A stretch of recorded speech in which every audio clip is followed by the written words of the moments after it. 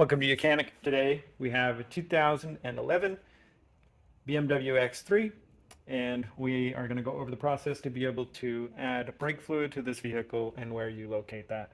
So your brake fluid reservoir is located toward the back of the vehicle, right next to the firewall. That's where most of them are. But we have raised the hood. With the hood raised, then we can just squeeze this little tab and then be able to pull up this plastic and then remove that. And now we have our marker here for the minimum and the maximum up here, the minimum at the bottom, to be able to add our brake fluid.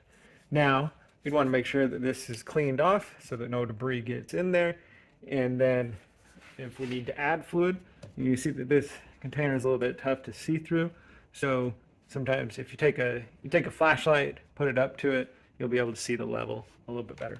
But if you need to add brake fluid, we just as simple as undo this cap and then remove it and make sure that you get some .4 brake fluid to put in here, bring it up to your max line, and then be able to put the cap back on.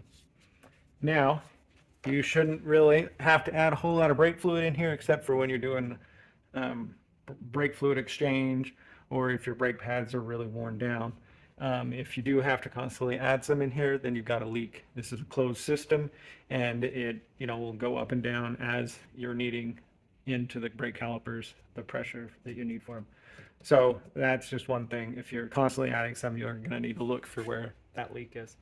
But that's where you would add your brake fluid on this vehicle, and then when you're done, just go ahead and put your cover back on here, get it down past the molding and let it lock into place there. Thanks for watching Mechanic.